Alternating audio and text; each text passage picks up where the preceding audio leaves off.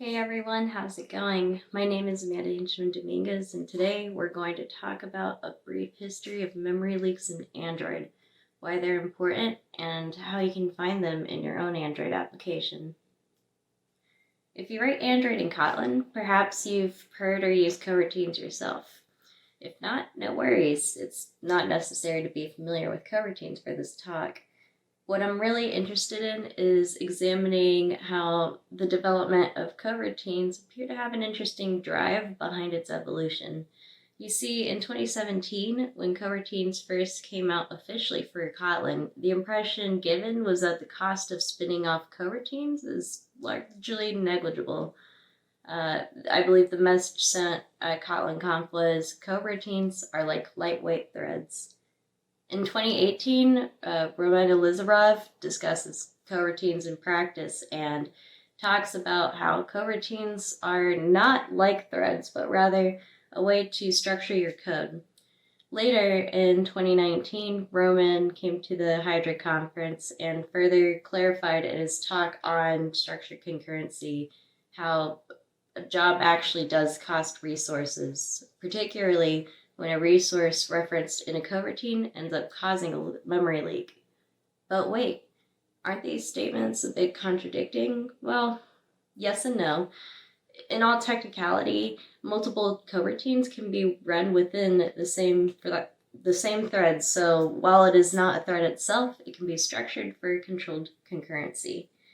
Why do memory leaks seem to play a large role in a lot of the talking points and examples that are shown in those talks in 2018 and 2019?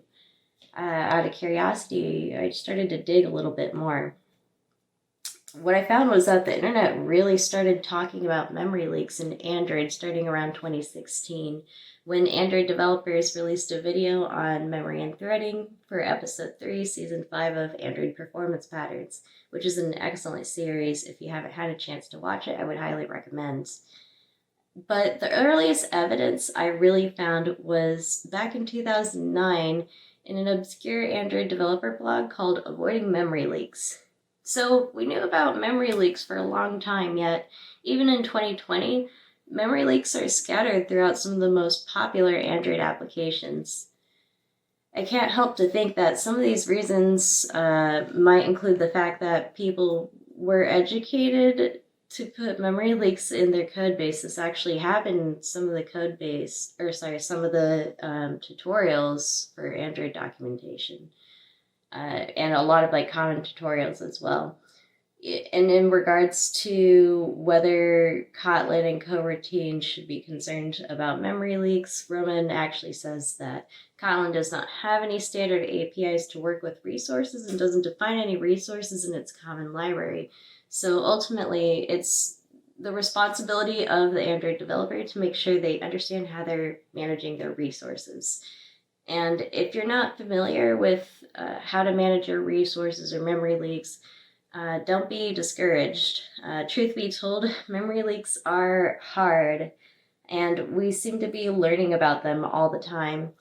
In fact, internal memory leaks were popping up within the development of coroutines for at least 4 years, and for at least the first 2 years of this particular issue, KT 1622, a lot of people thought that kind of behavior was normal. So, why do memory leaks matter? Well, Android has very limited resources and hardware capacity. Roughly 15% of Android users use Lollipop and below on their devices today. I don't have, actually what you're looking at in the slides is a screenshot from Android Studio of the cumulative distribution of all the Android SDKs being used around the world. And I do not have enough of a background on statistics to be able to calculate a percentage distribution from a cumulative distribution. But some guys who wrote the 9 to 5 Google article, Google Kills Android Distribution Numbers on the Web, did do that calculation back in April of 2020, and that's where that number came from.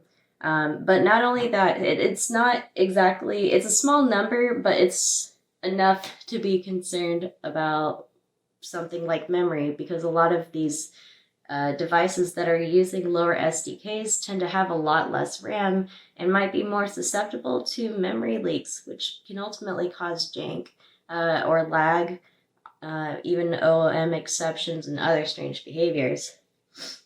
So, what is a memory leak? Well, a memory leak might occur when the heap holds onto allocated memory longer than necessary. It can also happen when an object allocated in memory is unreachable for the running program. So, okay, there's a little bit going on here. Some folks might have some questions. Well, what is the heap? What is reachable and unreachable? How might garbage collection decide to hold on to a reference or dispose of it? To be able to answer these questions, we must go to the fundamentals of memory and threading in Android and the JVM. The relationship between memory consumption and power consumption in Android is symbiotic. The more memory is freed from allocation, the more power it requires from the device to be able to do so.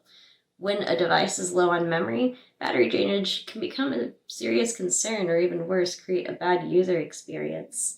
Memory also affects the ability to kill and quickly resume applications. While it is true that you see less memory-related issues on newer devices, it's still important to ensure that your app is accessible to users with lower memory on their devices. Hence, it's your responsibility to do everything in your power to be able to manage your processes and minimize that power and memory consumption. To make the most of its limited physical memory, a device can use a special hardware to enable virtual memory capabilities. Android devices use memory management units, which is a piece of hardware that can map applications into physical spaces in memory, but uses virtual address space to track the application and keep mappings of memory at runtime. Android virtual memory is based on a paging system where the RAM is divided into pages. In Android, these pages perform swaps between RAMs and the page file. And these pages, as you kind of see in the slides, they can be classified as used, cached, or freed.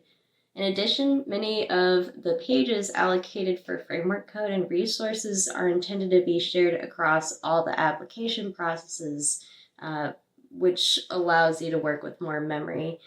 The Android system sets a hard limit of how much memory is allocated to virtual memory. So if an application needs more memory, the Linux kernel can occupy free pages in memory.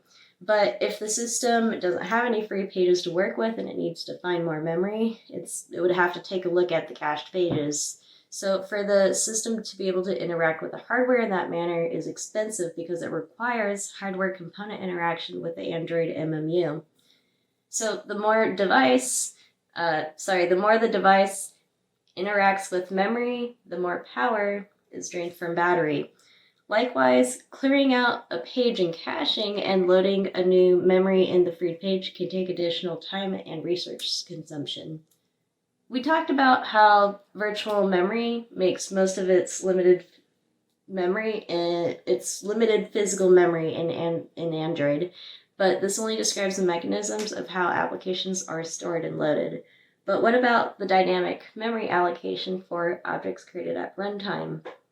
Well, at an application initialization, a program in the Android OS called the Zygote forks a new virtual machine instance at runtime. In turn, the VM will create a store for dynamic memory allocation, which is called the Heap. Every application has its own process in Heap. Android sets a hard limit on the heap size for every app, which varies from device to device depending on how much RAM there is to work with. So if your app has reached capacity and tries to allocate for more memory, it's possible to receive an out-of-memory error. Since the days of using the Dalvik heap, several improvements have been made to self-manage memory at runtime, and some of these things include organizing objects into size and age into different buckets. Most objects that are allocated in the heap gets deallocated rather quickly. So for this reason, the art heap has a smaller subset in a bucket called the younger generation, which stores temporary objects. When this bucket becomes full, then the heap will initiate minor garbage collection where the memory management walks through the smaller subset of the heap instead of the entire thing. Objects in the older generation bucket contains buckets that may have been alive for a longer period of time. Should this bucket fill up, a major garbage collection will occur, which will cause a pause the world event, which blocks threads in the process until GC is complete. Objects that stay alive long enough can get promoted to the permanent generation bucket, which of course, the older and larger the object, the more intense the GC process can become. Okay, we're talking about GC a little bit. It would be helpful to maybe expand on garbage collection a bit more. Garbage collection is common in languages that use a compiler. GC is a mechanism for reclaiming unused memory within a self-managed memory environment that keeps track of memory allocation. Specifically, garbage collection does two things. It finds data objects in a program that cannot be reached in the future, and then after that, it reclaims the resources marked by those particular objects. Once it determines that a piece of memory is no longer being used by the program, it then frees it back to the heap without any intervention from the programmer. GC will collect a null object reference, any object reference that's been reassigned, or an object that's created within the scope of a method. One of the perks of managed memory environment, it's always a bit of a tongue twister, is that we don't need to worry about overhead when objects are created or destroyed, often like we do for iOS and other places that might be worried about low-level languages and pointers and whatnot. However, this doesn't mean that we might not have any issues with GC. For example, jank can occur if one is not careful about what kind of objects are being held onto your heap. Because garbage collection executes on the UI thread, if you end up executing too many GCs consecutively, it can end up blocking your threads. Okay, there's a lot going on with memory management as it is. However, we must add some fuel to the fire by taking a minute to talk about the Android threading system. And before we do that, I just wanted to cover some of the key takeaways on what we learned about, the physical versus virtual memory. And that is, anytime Android hardware components are being used, there is battery drainage. Excessive page swaps, checks, and clears can drain the battery. And on the flip side, using the camera, location manager, your graphics with bitmaps, Wi-Fi radios, that all requires interacting with Android hardware components too, and that can also drain your battery. So just make sure you're being frugal about what you're using. In addition, garbage collection will help manage the heap, but too many calls can end up blocking the UI. So be frugal with your memory allocation. And of course, too much memory consumption can lead to jank, out of memory issues, and other weird behaviors that you probably don't want. Okay, Android threading system. Android is an event-driven application. Like many other event-driven frameworks, an Android application has a main UI thread and a set of allocated background threads. The main thread will process user events, but work that is longer running should always be sent to a background thread. Other operations will also execute on the main thread. We're talking about system events, user input events, service callbacks, and device alarms. These are all things that the UI thread is responsible for listening for, so that's why we want to make sure we're offloading that work so that I can listen to those things. Some of those characteristics of the Android threading system that might surprise you, consider the scenario in this slide where we have an application running and at the click of a button, we do some offloaded work and then we start a service. You'll notice that the service is actually running on the main thread as opposed to just starting on a separate thread. When it starts, sorry, that is a bit of the surprising thing. All Android components must absolutely be started with on the UI thread. It can be sent later off onto background work after the fact to do longer heavy processes. But let's say we wanted to make a call to this service so that it interacts with the Android UI components. That needs to return back to the main UI thread for interaction. So it is your responsibility to offload longer running work to a background thread and return the results back to the UI thread so as to prevent blocking the UI thread from being able to detect those other events like network calls, user interactions. Okay, also, the Android UI toolkit has a special threading system that is intended to handle Android components like views and view groups and widgets, which can only interact and manipulate with the main thread. So any UI widgets, any views, it all must go on the main thread. UI views are not thread safe. Android components must be confined within the UI thread at all costs. So if you try to modify or reference them on other threads, it can cause runtime exceptions, errors, and other weirdness.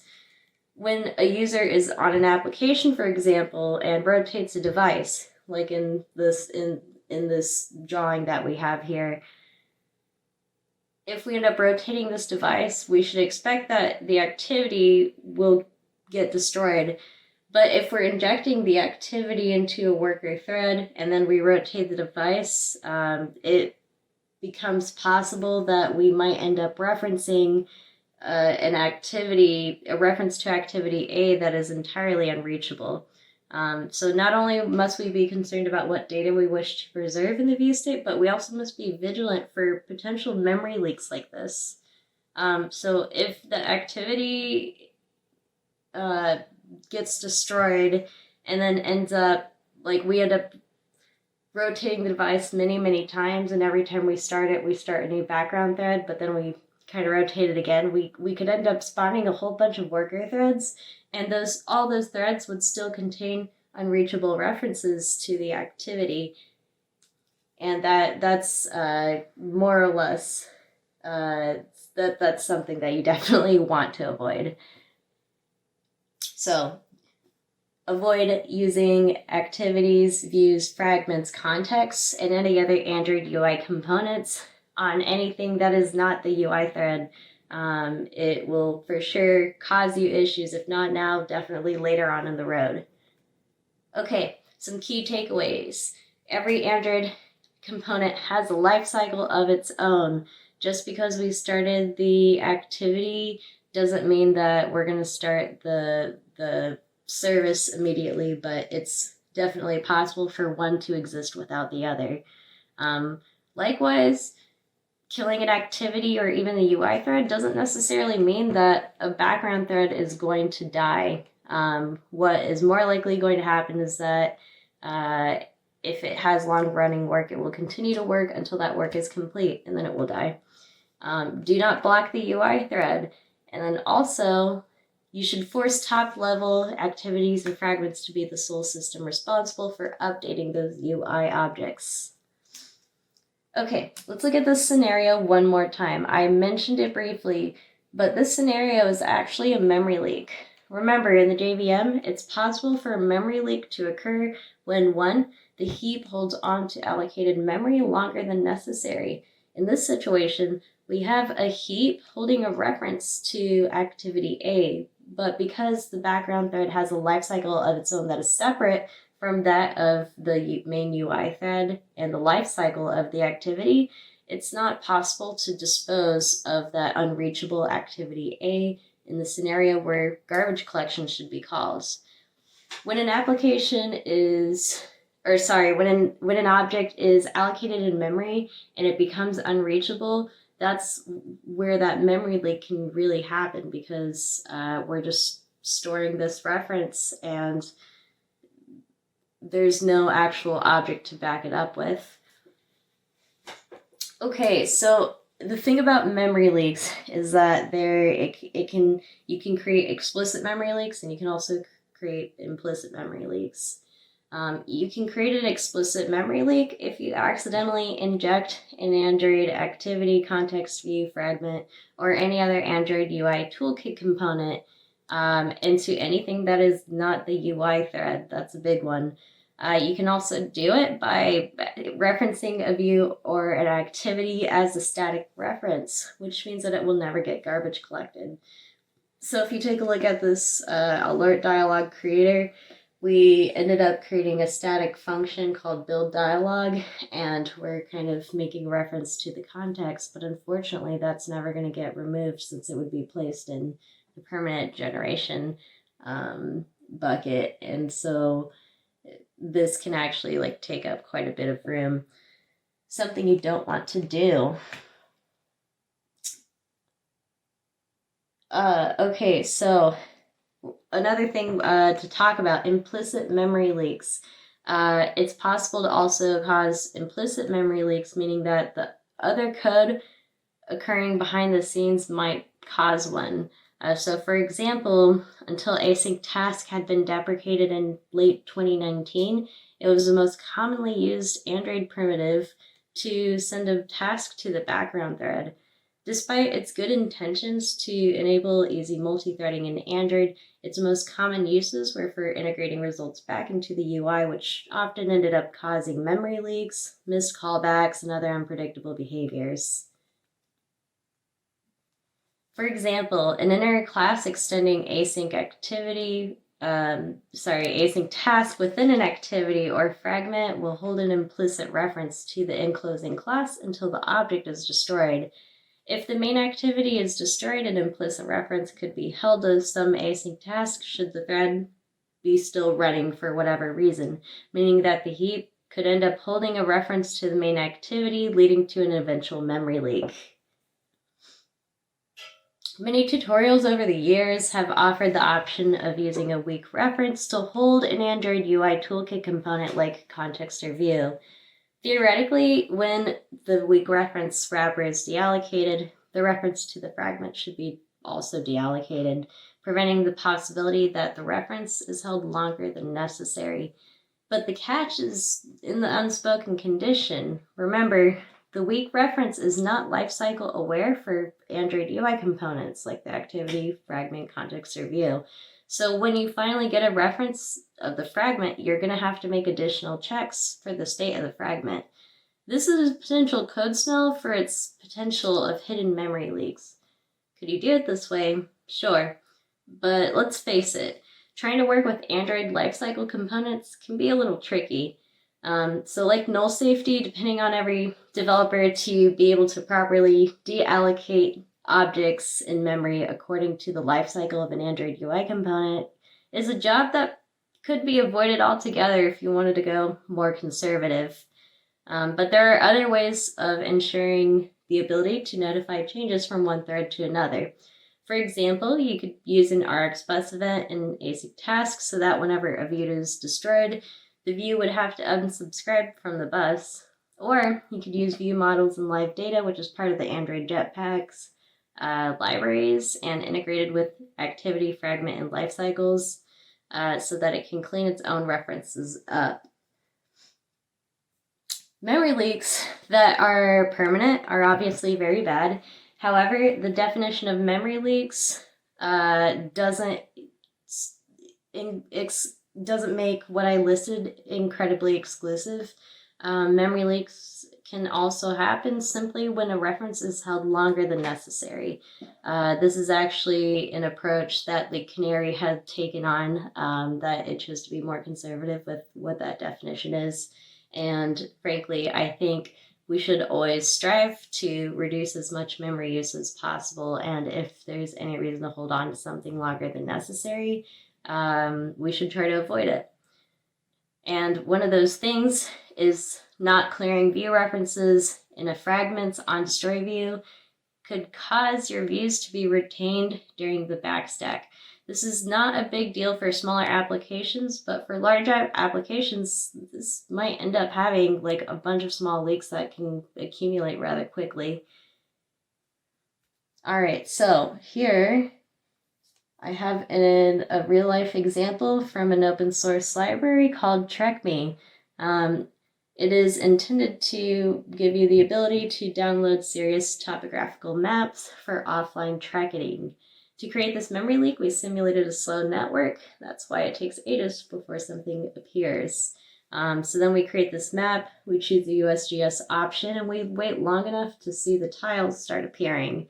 Then we rotate the device several times, and eventually, Leak Canary is going to cry. Right now you're looking at the memory profiler in Android Studio, but Leak Canary is already configured into this project. And if you see that yellow bird, that is the indicator that there is a memory leak detected. MapView has internal threading and uses tile provider to fetch the tiles. So when we rotate the device, on destroy view is invoked. However, we intentionally commented out the map view destroy, which would cause the background threads to stop. So the background threads are still running. Unfortunately, those threads have an implicit reference on the map view itself. So the map view will also leak. Map view, as any other view, has an implicit reference to the parent context, and that's why Leak Canary detects a memory leak. So the faulty design is that we didn't stop the ongoing work.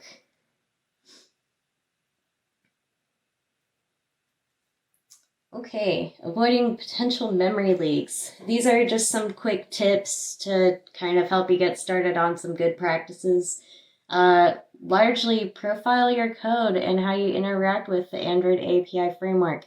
That is where you have the most power in controlling your memory management. It's really the only places you should be looking at your own code, how you're using the Android API. And you can do this with Android Studio's memory profiler or even Leak Canary. Make sure that you're following the constraints of the Android threading model. Don't, circumvent those rules. Don't block the UI thread, and make sure that you're interacting with the correct things in the right place. And also, I think this is a good question to ask yourself, since we seem to be learning about memory leaks all the time. But when you're writing code with Android, you should ask yourself, could I possibly be interacting with a hardware component? Believe it or not, I believe it's like the time date function could potentially cause a memory leak because the time date function is based on a local time, which requires you to know where your device is. So there is like a location component to that. And there's a similar issue with like bitmaps because it's part of the Android graphics. So just asking yourself those kinds of questions, I think, is always a great place to start. Ooh, okay, we have some more. Pay special care to static references since they're stored longest in the heap. You want to make sure that if you have some constants sitting around that you're not using, just remove them. And of course, never store Android components like activities, services, views, nothing like that into a static reference. That's going to cause a memory leak. Don't reference activities, views, fragments, contexts, and other Android components outside the UI thread. And in regards to bitmaps, use Glide if you can. Uses popular libraries like OKHTTP. A lot of these things have done the work of offloading the necessary work on a background thread, so it's just easy for you to use. But if you have to use something like Bitmap Factory, make sure you're recycling and nullifying. And then, of course, avoid the use of persistent services whenever possible. For example, if you have a bounded service and you tie a whole bunch of bounded components to it, it's going to continue to run until every single component has finished its life cycle. And if you forget to turn any of them off, then you have a long-running bounded service, which is a huge no. Yeah. Okay. So, nowadays, if you're using Kotlin in Android, if you're using coroutines in Android, it's more important than ever to think about how memory is being used on your device. Android doesn't have any standard APIs work with resources, and all the resource working APIs are for JVM only. So until we figure out a way to have some add-on libraries for Android that makes resource management easier, we don't have that. So until then, we have to start educating people on how all that works and how to manage your resources properly. And that's what my colleague Pierre Lawrence and myself are trying to take on.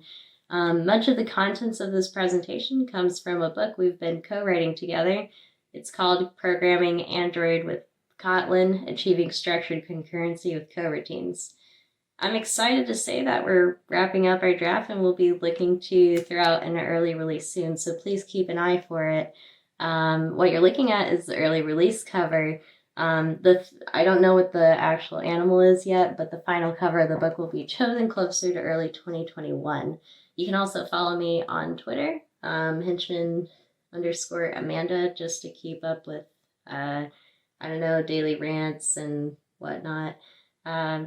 But yeah, I think it's something definitely to look forward to. And like I said, a lot of material from this presentation comes from the research that we've done in our book. And we talk about quite a bit more than just memory leaks in this book. So please definitely keep an eye out for it. Okay, these are some of the sources cited, mentioned previously in the presentation, and that is all I have for today. If you're seeing this recording, this was done in case of an emergency, but hopefully I should be around at least to answer questions after the fact. Thank you so much, and please let me know what questions you have for me.